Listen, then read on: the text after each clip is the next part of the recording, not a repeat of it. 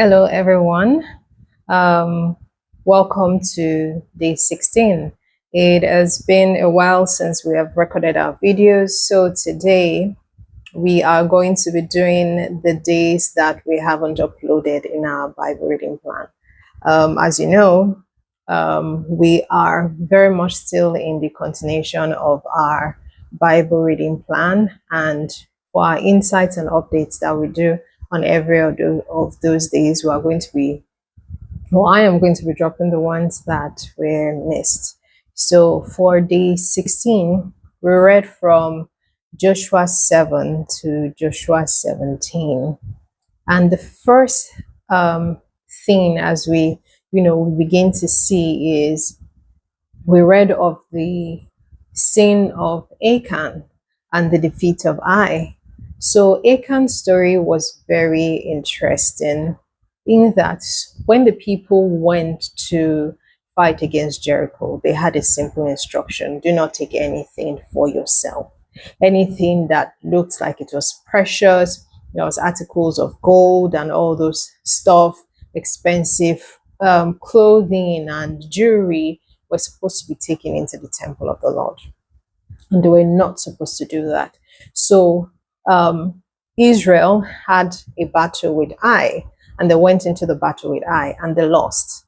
And that kind of made Joshua immediately know that something was wrong. So Joshua went up to God, lamenting and crying, saying, God, if you had known that you would give us into the hands of our enemies, why did you allow us to cross the Jordan?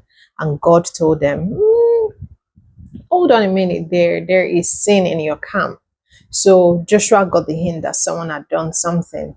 So they casted lot. It fell, on the tribe that had been at fault, and they pinpointed it to the family of Ai.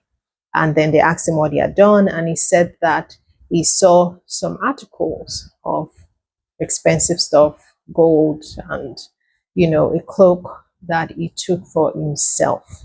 And the devastating part is he did not suffer alone the consequence of what he did, which is almost a recurring thing that I see across the Bible, which is why I keep saying that we should be careful. We should be careful of the people we attach our lives to. And when we can't choose these people, for example, we really can't choose our family, we can't choose who our father is. I think we need to be prayerful in respect to that, so that we do not suffer the consequence of the sins that they have. Ai's whole family, his sons, his daughters, his wife, his property, every single thing that belonged to him, I'm talking of animals, his tent, every single thing was burned. They were stoned, and then it was burned. Everyone, his lineage was wiped out because of that sin of greed and selfishness that their father did. And it really was just was painful. God is very particular about instructions that he gives, and because of that, God struck down initially. Didn't even say what had gone on. God struck down the army of Israel before they were able to pinpoint what exactly was causing, the death and rampage. And eventually they found the culprit, and his whole family lineage had to go for it. The second thing we see was, of course, after they won the battle, after they found out what Achan had done, they went again to the battle with Ai, and this time, of course, they won the battle. Now, when the neighboring kings and the kings around saw what had happened, because Ai was a mighty nation, they decided, you know what, we're going to come together and go to war with Israel. Now, there was a particular tribe called the Gibeonites. The Gibeonites, on the other hand, sought to go about it another way. It was a deception route they decided to go into. So they had some of their elders travel to go meet Joshua, but they pretended as though they were coming from a very far away place. So they wore worn shoes, they carried stale bread, they had their clothes torn, they looked really haggard, the kind of look that could actually imply that you had been coming from a very far journey. And they went to meet Joshua and they told him, make a treaty with us. You are coming from a far away place. We know that God has given you this place and this land, and just make a treaty with us that in your campaign you would not attack us. And Joshua, a little bit skeptical, said, how am I sure that you guys are not from our neighbors? And they swore, believe us, we are not from around here. Look at our shoe now. See our bread. It was fresh when we left our land, but alas, it is already stale. Joshua, instead of inquiring, Joshua and the elders of Israel, instead of inquiring of the Lord, they believed them and they signed a treaty and swore an oath in the name of the Lord that they would not attack them. A few days later, of course, they found out. Joshua went to them. I was like, why would you guys deceive us? And of course, they said, oh, we had heard of what your God had done, how he delivered you from the hands of the Egyptians, how you guys basically, they had faith and they believed truly that it doesn't matter the strength they feel they had, the God with these people would not be able to survive. So they decided, you know what, we are going to sign a treaty. Now, here is the catch. The Gibeonites were among those that God had told them to destroy. God said they should destroy anything in the land, Canaanites, right? They should not live among them. They should not intermarry. They should not. But it was now dicey. Here was God's command, kill them. Then you swear in the name of the Lord unknowingly that you would not kill them. If Joshua had gone ahead to fight and still kill them, God would have punished them. Like the hand of the Lord would have been so mighty on Israel that it would have been devastating. So you see, any oath we swear in the name of the Lord stands. Despite the fact that God has said, destroy these people, they now swore in the name of the Lord that will not. Literally, God literally had to honor it. There's nothing they could do now. There's nothing Joshua could do. So when the other kings heard, especially, which of the kings, hold on. So when the kings heard, especially the king of Jerusalem, Adoni-Zedek, heard that Gibeon had, signed a treaty with Israel, he was alarmed and he was very angry. Why? For 3 reasons. Number 1, Gibeon was bigger than Ai. Like Gibeon was a very mighty nation. So he could not understand. I think he became fearful because if a mighty nation could sign a treaty with an equally with Israel, then probably the chances of them, even conquering Israel was now very slim. So he was upset. And secondly, Gibeon was a very mighty, it was a royal nation. It was a royal, the Bible described it as a royal nation. What that means, I think I may have to, look more into it, but it described it as a royal nation and royal noble nation. Maybe it was a nation filled with a lot of royal, wealthy people. It sounded like that.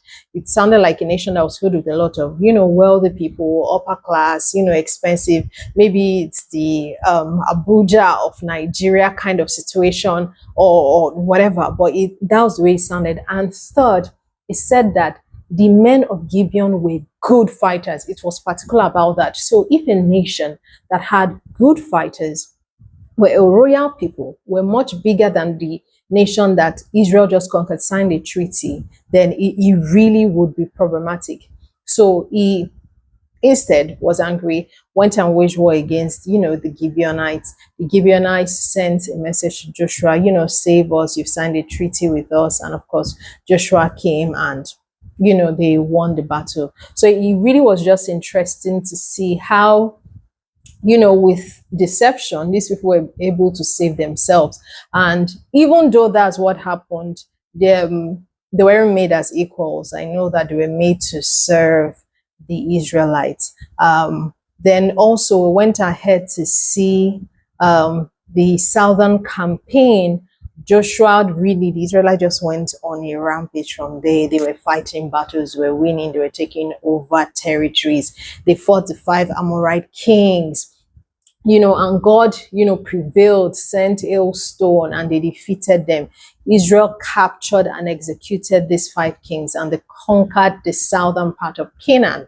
Then they also went on the northern campaign, and this was a coalition of where the northern kings, gathered against Israel, and Joshua also, defeated them decisively, and, burnt their town of Azor. I think that was a leading city, and then was able to subdue the land.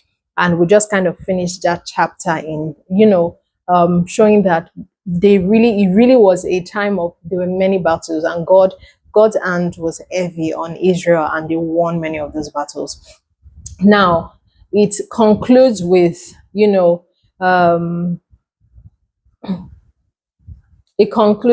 the chapter concludes with saying that Joshua was now old.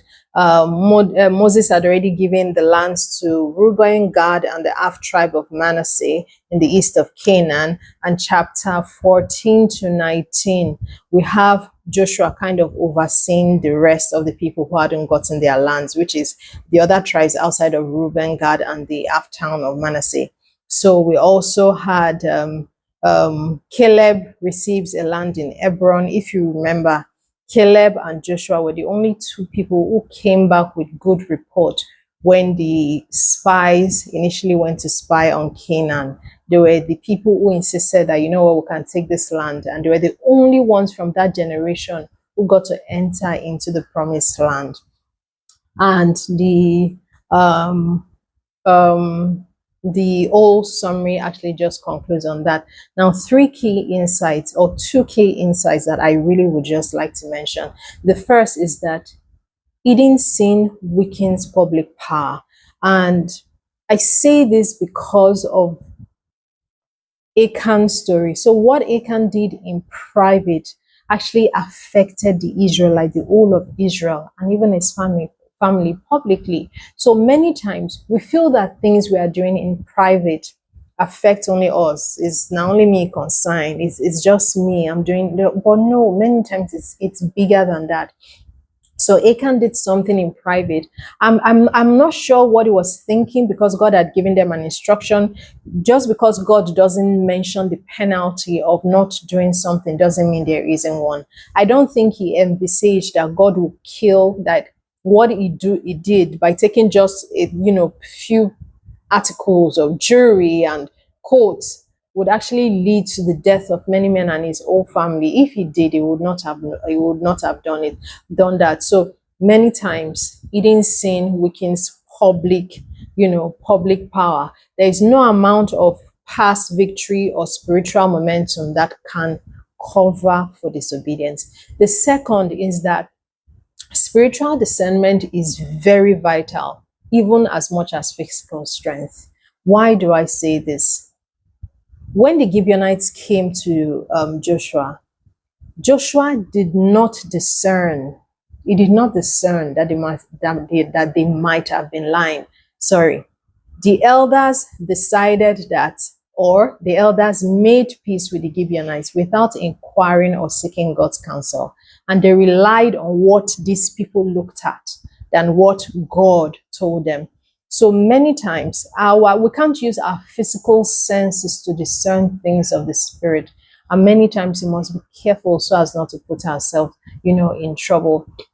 And so from the story, or from the summary, we can see that, from the valley of defeat, where, that's Achan, to the islands of Hebron, it shows the full spectrum of, a believer's journey of repentance, of renewed obedience, of discernment, of warfare, and finally, rest.